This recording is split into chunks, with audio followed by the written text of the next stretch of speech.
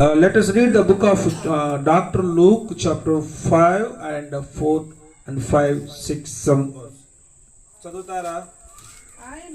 ఆయన బోధించుట చాలించిన తరువాత నీవు దోణెను లోతునకు నడిపించి చేపలు పట్టుటకు వలలు వేయుడని సీమోనుతో చెప్పగా, సీమోను, అయ్యా ఏలినవాడా, మేము రాత్రి అంతయు మేము శ్రమపడ్డాము, ప్రయాసపడ్డాము, కానీ మాకు ఒక్కటి కూడా మాకు దొరకలేదు. అయినప్పటికీ నీ మాట చొప్పున వలలు వేస్తామని ఆయనతో చెప్పాను. ప్రార్థన చేసుకుందాం. మమ్మల్ని మిక్కిలిగా ప్రేమించిన మా ప్రియ పరలోకపు తండ్రి, మీ పాదములకు వందనాలు, స్తోత్రాలు చెల్లిస్తున్నాం. ఇదిగో ఈ యొక్క రాత్రి కాల సమయంలో ప్రభువా, నీ సన్నిధిలోకి రావడానికి, నిన్ను ఆరాధించడానికి, నిన్ను గణపరచడానికి నాయన మీరు మాకు ఇచ్చిన ఈ అద్భుతమైనటువంటి మంచి అవకాశాన్ని బట్టి స్తోత్రాలు చెల్లిస్తుంటాం. మాకంటే ఘనమైన వారు, గొప్పవారు ఎంతో మంది ఈ సమయాన్ని చూడలేకపోతా వచ్చారు. కానీ మేమైతే ప్రభువా నీ సన్నిధిలో మిమ్మల్ని ఆరాధించే భాగ్యాన్ని మీరు మాకు ఇచ్చినందుకు స్తోత్రాలు చెల్లిస్తున్నాం. మీ వాక్యము ద్వారా మమ్మల్ని మాట్లాడండి, మమ్మల్ని బలపరిచి మీ రెక్కలలో దాచి సహాయం చేయమని యేసు నామములో ప్రార్థించి అడిగి వేడుకొనుచున్నాము తండ్రి. చెబుదాం ఆమేన్. హల్లెలూయా. దేవుని యొక్క వాక్యాన్ని మనం గమనిస్తే లూకాసు వార్త ఈ 5వ అధ్యాయం 4 నుంచి కొన్ని విషయాలు మనం చదివితే, ఆయన బోధించుట చాలించిన తరువాత ఒక దోణెను లోతునకు నడిపించి చేపల పట్టుటకు మీ వలలు వేయుడని సీమోనుతో చెప్పాడు. చాలాసార్లు మన జీవితాల్లో ఎన్నో ప్రయత్నాలు మనం చేస్తూ ఉంటాం, ఎన్నెన్నో ప్రయత్నాలు చేస్తుంటాం. కానీ ఆ ప్రయత్నాల్లో అపజయాల మధ్య మనం కొనసాగించబడతాం. విశ్వాస జీవితంలోనైనా, కుటుంబ జీవితంలోనైనా, సంఘ పరిచర్యలైనా, ఉద్యోగ జీవితాల్లోనైనా ఏదో ఒక రకమైనటువంటి ప్రయత్నాలు మనం చేస్తూనే ఉంటాం. కానీ చాలాసార్లు మనం ఫెయిల్యూర్ అయిపోతూ ఉంటాం. అయితే ఫెయిల్యూర్ అయిపోతున్నటువంటి ఇలాంటి పరిస్థితుల మధ్య మనం నిరాశలోకి, నిస్పృహల్లోకి వెళ్ళిపోతాం. ఒక పని మనం 10 సార్లు చేస్తున్నప్పుడు ఆ పని ద్వారా మనకు కానీ బెనిఫిట్స్ రాకపోతే, ఓడిపోతున్నట్లయితే, పోగొట్టుకుంటున్నట్లయితే, ఏదైనా మనం సాధించలేకపోతున్నట్లయితే మన జీవితంలో ఏముంటుందంటే ఒక అభద్రత భావం వస్తుంది, ఒక దుఃఖం వస్తుంది, ఒక కన్నీళ్ళు వస్తుంది, ఓ నిరాశ వస్తుంది. ఇంక మన వల్ల కాదు, దీన్ని వదిలేసి వెళ్ళిపోతే బాగుండని ఒక నిరాశలోకి వెళ్ళిపోతూ ఉంటాం. అయితే పరిశుద్ధాత్మ దేవుడు ఈరోజు మనతో మాట్లాడుతున్నాడు. దేవుడు మనతో మాట్లాడుతున్నాడు. నేను మధ్యాహ్నం ప్రార్థన చేసుకుంటున్నప్పుడు, దేవా నేనేమి ఈరోజు అల్లూరులో చెప్పాలన్నప్పుడు నాకు ఈ మాట గుర్తు చేశాడు. మరలా చేపల పట్టుటకు వారి వలలను వేయమని చెప్పవాడు దేవుడు. అయితే రాత్రంతా సీమోన్ అంటాడు, అయ్యా మేము రాత్రంతా ప్రయాసపడ్డాం కానీ ఒక్క చేప కూడా మాకు పడలేదు. మేము రాత్రంతా ప్రయాసపడ్డాం, మేము ఖాళీగా ఉండి ఏదో మేము తమాషాగా మేము సముద్రంలోకి వెళ్ళి రాలేదు. రాత్రంతా మేము కష్టపడ్డాం కానీ మాకు ఒక్క చేప కూడా పడలేదు. రాత్రంతా ప్రయాసపడ్డాం కానీ మేము ఏది సాధించలేకపోయాం. రాత్రంతా మేము ప్రయాసపడ్డాం కానీ ఏది కూడా మా జీవితాల్లో ఆశాజనకంగా మాకు కనిపించట్లేదు. ఈరోజు నిజంగా అనేక మంది జీవితాల్లో నిరాశల్లో ఉండే వాళ్ళు ఎంతో మంది ఉన్నారు, నిస్పృహల్లో ఉండే వాళ్ళు ఉన్నారు. ఏది ప్రయత్నాలు చేసినా ఆ ఫలితాలు రాక అందక పోగొట్టుకున్న వాళ్ళు అనేక మంది ఉన్నారు. నిన్నే డిఎస్సి రిజల్ట్ వచ్చింది. చాలా మంది పోగొట్టుకున్న వారుగా 1 మార్కులో, 2 మార్కులు, లేదా 1% లేదా 0.11లో పోగొట్టుకున్న వాళ్ళు ఉండొచ్చు. అయితే దేవుని యొక్క వాక్యము సీమోనుతో చెప్తా ఉంది, ఇదిగో రాత్రంతా మేము ప్రయాసపడ్డామండి, ఒక్క చేప కూడా మాకు పడలేదు అని చెప్పాడు. హల్లెలూయా. మేము రాత్రంతా ప్రయాసపడ్డాం, ఖాళీగా ఏమి లేవు. చాలాసార్లు మనము మన శక్తి ద్వారా, మన తెలివితేటల ద్వారా, మనకున్నటువంటి జ్ఞానం ద్వారా సాధించడం వేరు, ప్రభు ఇవ్వడం వేరు. మన తెలివితేటల ద్వారా సాధించడం వేరు. దేవుని వాక్యంలో ఏముంటుంది? కీర్తనలో 108వ కీర్తనలో ఏముంటుంది చూడండి, 4వ వచనంలో అనుకుంటాను, తమ ప్రియులు నిద్రించుచుండగా ఆయన వారికి, ఆ మాట చూడండి, 127 128లో ఉంటుంది చూడండి, 4లో ఆ మాట చదవండి ఒకసారి. యెహోవా చూడండి 27 అనుకుంటాను బహుశా.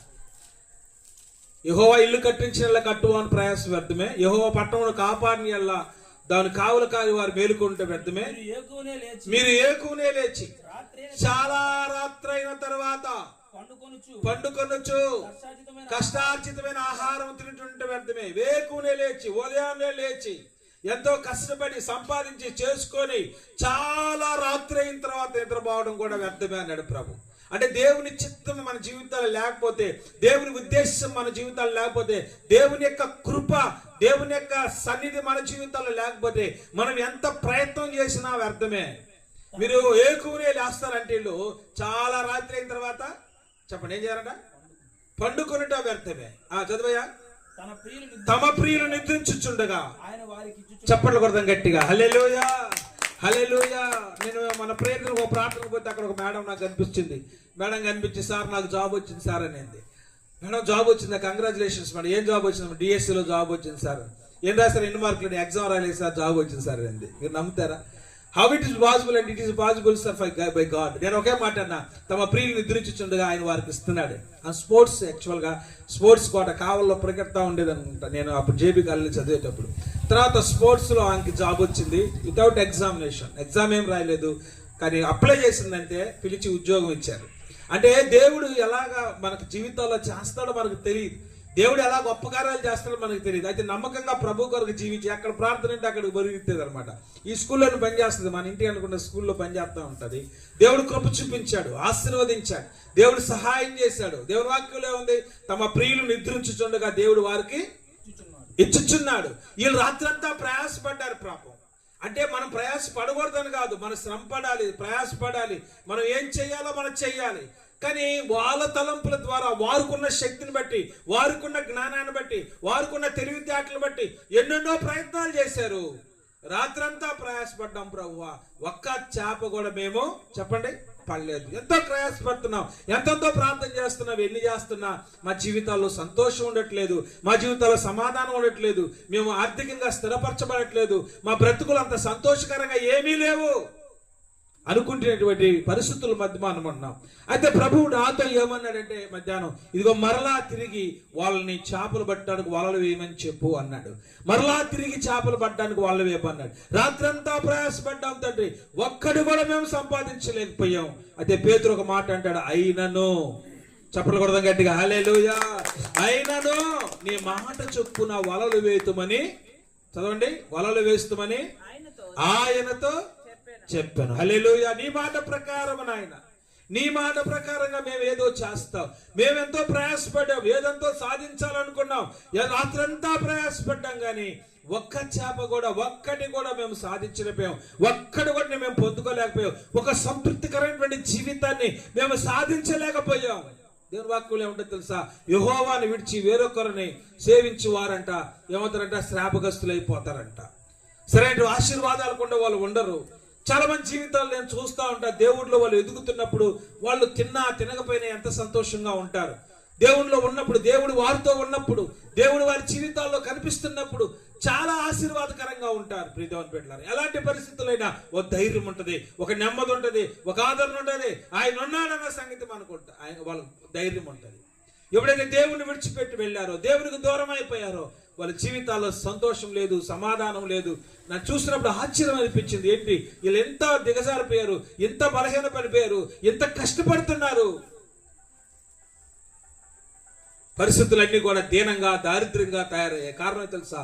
దేవుడు మాట వినక, దేవుని మాటని పట్టించుకోక, దేవుని మాటను పెడచెవిని పెట్టి, ఆయన ఆజ్ఞానుసారంగా జీవించక, ఆయన ఉద్దేశాన్ని ప్రకారంగా బ్రతకడానికి చేతగాక నష్టం చూసే వాళ్ళు చాలా మంది ఉన్నారు ఈ రోజుల్లో. చాలాసార్లు మనం లోతు లాంటి వాళ్ళం అనమాట. చెప్పండి, ఎలాంటి వాళ్ళమే? లోతు లాంటి వాళ్ళమే, చాలా లోతు మనుషులు అనమాట. అర్థం కాదు. ఈ లోతు ఎవరంటే ఆత్మీయ జీవితం లేని లోతు.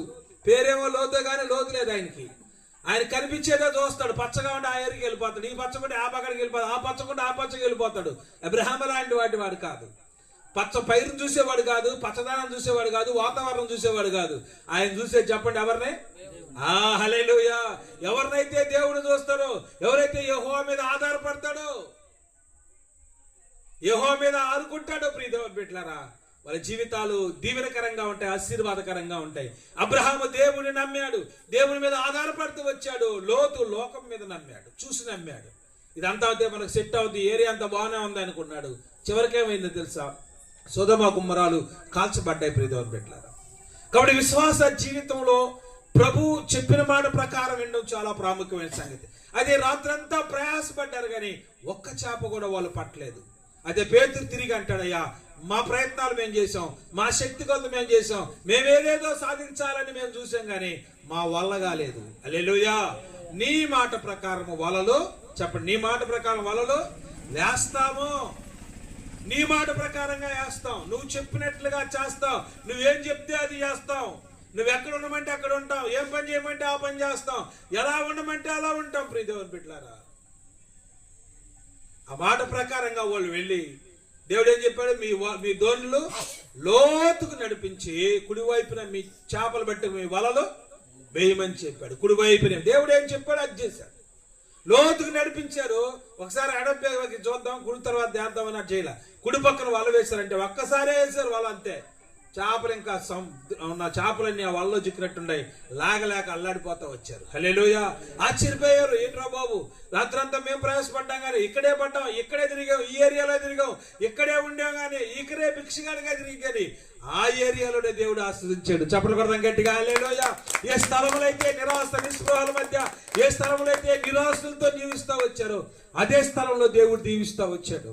నేను అంతకుముందు ఆ ముందరటువంటి రూమ్ లో ఉండేవాడిని. మా ఫ్రెండ్ ఒక అతను ఉండేవాడు, పాపం అతను కానిస్టేబుల్ ఎగ్జామ్ రాశాడు, మార్కులు వచ్చాయి కానీ వయసు ఎక్కువ అయిపోయింది. నా ఇష్ట ప్రకారం నేను 70 వచ్చిన తర్వాత కానిస్టేబుల్ రాస్తానంటే కుదరదు. ప్రతి దానికి ఉద్యోగానికి ఒక వయసు ఉంటుంది. కానిస్టేబుల్కి అయితే ఇంకా పోలీసులకి అయితే ఇంకా అర్లీగానే ఉండదు అనమాట. పాపం రాశాడు కానీ ఆ మార్కులు వచ్చాయి కానీ ఏజ్ ఎక్కువ అయిపోయింది, ఉద్యోగం రాలా, నిరాశతో వెళ్ళిపోతున్నాడు. అక్కడ రూమ్ లో ఉండేవాడు, పాపం పెళ్లి అయింది, ఇంట్లో వాళ్ళు కూడా సరిగా పట్టించుకోవాలా. కారణం ఏంటంటే తనకి ఇష్టం వచ్చినట్టు పెళ్లి చేసుకున్నాడు అని. చాలా నిరాశలో ఉన్నప్పుడు నాది వెళ్తా ఉంటే, నేను కూడా అక్కడ చదువుకుంటున్నా, అది నాకు ఒక బుక్ ఉండేది, ఎకానమీ, ఇండియన్ ఎకానమీ అని. పిలిచి, అన్న ఈ బుక్ చదువు అన్న, నీకు రేపు ఉపయోగపడుతుంది, పంచాయత్ సెక్రటరీకి చాలా బాగుంటుందని ఈ బుక్ నేను హైదరాబాద్లో తెచ్చుకున్నాను అని అది చెప్పి నా కాడిన పుస్తకం అదొకటి, అతని కాడ చాలా బుక్స్ ఉన్నాయి, ఇచ్చా. మొత్తానికి ఎగ్జామ్ రాసిన తర్వాత ఒక థియేటర్ కబురు వచ్చింది, అతనికి పంచాయత్ సెక్రటరీ జాబ్ వచ్చిందని. హల్లెలూయా. ఏ స్థలంలో నిరాశతో వెళ్ళాడు, ఇదే స్థలంలో వెళ్తాడు, నమస్తే సార్ అంట. అన్నా నన్ను సార్ అంత అంటాడు. నువ్వు పంచాయత్ సెక్రటరీ అంటే, లేదు మీరే సారు, నేను సార్ను కాదు అంటుంటాడు. నిజంగా ఏ స్థలంలో అయితే నిరాశతో తిరిగాడో, ఏ స్థలంలో అయితే నిరాశ నిస్పృహల మధ్య నడిచాడో అదే స్థలంలో దేవుడు అతను ఆశీర్వదించడానికి ప్రారంభించాడు. హల్లెలూయా. ఎందుకంటే ప్రియదేవుడు, మన ఇష్ట ప్రకారంగా, మన ఉద్దేశాల ప్రకారంగా, మన తలంపుల ప్రకారంగా, మన ఆలోచనల ప్రకారంగా మనం ఏదైనా సంపాదించాలా, సాధించాలా అనుకుంటే అది జరగదు ప్రియదేవుని బిడ్డలారా. దైవ చిత్తానుసారమైనటువంటి దేవుని చిత్తం ప్రకారంగా ఎవడైతే జీవిస్తాడో వాడు నిరంతరం నిలుస్తుందని యాకోబు పత్రికలో ఉంటుంది. అయితే వీళ్ళు ఏం చేశారు తెలుసా, దేవా రాత్రంతా మేము ప్రయాసపడ్డాం కానీ వాళ్ళ ప్రయాసనంతా ఒక పక్కన పెట్టారు, ప్రభు మీద ఆధారపడ్డం నేర్చుకున్నారు. హల్లెలూయా. మనం కూడా ప్రియతమ, మన శ్రేష్టం మన ప్రార్థన కాదు, మేము వాకరించి ప్రార్థన చేసాం, ఉపవాసాలు ప్రార్థన చేసాం, మా ప్రార్థన ఎంతో గొప్పది, ఇవన్నీ కాదు. కానీ మనం ప్రభు మీద ఆధారపడడం నేర్చుకోవాలి, దేవుని మీద ఆధారపడడం నేర్చుకోవాలి, దేవుని మీద విశ్వాసం ఉంచడం నేర్చుకోవాలి. దేవుడు ఏదైనా చేయగలనా జీవితంలో, ప్రభు నువ్వు ఏం చేసినా చేయకపోయినా నీ మీద నేను ఆధారపడతాను, నేను ప్రేమిస్తున్నాను ప్రభు అని. ఎప్పుడైతే వాళ్ళు ఒక మాట అన్నారు, ఏ యొక్క సముద్రంలో అయితే చేపలు పడలేదో అదే సముద్రంలోకి వెళ్ళి వాళ్ళు చేపలు పడుతున్నారు. ఎంత విచిత్రంగా ఉంటుంది, చెప్పుకోవడానికి బాగానే ఉంటుంది కానీ చాలా విచిత్రంగా ఉంటాయి. ఇక్కడే కదా చేపలు పడలేదు, మళ్ళా ఇక్కడికే వెళ్ళి చేపలు పట్టమంటాడేది బాబు ఈయన, వేరే ప్రాంతంలోకి వెళ్ళి చేపలు పట్టమంటే బాగుంటుంది కానీ ఇదే ప్రాంతంలోకి వెళ్ళి చేపలు పట్టమంటున్నాడు అని. కానీ దేవుడు చెప్పినట్లుగా ఏ స్థలంలో అయితే దేవుడు చెప్పాడో మరలా వాళ్ళ ప్రయత్నం అక్కడే చేయడం ప్రారంభించారు. వేసారండి వలలు, అంతే. కూర్చో, వేసారు వలలు అంతే. కానీ ఇంకా వచ్చా వలను లాగలేకపోయారు. ఆశ్చర్యమైపోయింది. ఎందుకంటే వలంతా కూడా చేపలతో నింపబడింది. చప్పట్లు కొడదాం గట్టిగా. హల్లెలూయా. దేవుని మాట ప్రకారంగా మనం కానీ చెయ్యి వేస్తే, పని చేస్తే ప్రియదేవుని బిడ్డలారా, మన జీవితాలు ఆశీర్వాదకరంగా మార్చబడతాయి. కొన్ని రోజులు కష్టాలు కూడా మనం వెళ్ళొచ్చు, కొంత రోజు నష్టాలు కూడా మనం వెళ్ళొచ్చు, కొంత బాధాకరమైన పరిస్థితుల మధ్య మనం వెళ్ళొచ్చు. కానీ దేవుని చిత్తానుసారంగా, దేవుని ఉద్దేశాల ప్రకారంగా, దేవుని మాట ప్రకారంగా మనం జీవిస్తా నడిస్తే నీ జీవితాన్ని దేవుడు అంచెలంచెలుగా ఆశీర్వాదకరంగా మారుస్తాడు. హల్లెలూయా. పరిస్థితులు మనం ఎప్పుడు చూడకూడదు, ఉన్నటువంటి పరిస్థితులు మనం చూడకూడదు, ఎలాంటి పరిస్థితులైనా సరే. నేనేమైనా ప్రభువా నిన్ను స్తుతిస్తాను, నాకేమున్నా ప్రభువా నీకర్పిస్తాను. నేనేమై ఉన్నానో నీ దయ వలనేనయ్యా, నాకున్నవన్నీ నీవిచ్చినవేనయ్యా, నాకున్నవన్నీ నీవిచ్చినవేనయ్యా. నేనేమైనా ప్రభువా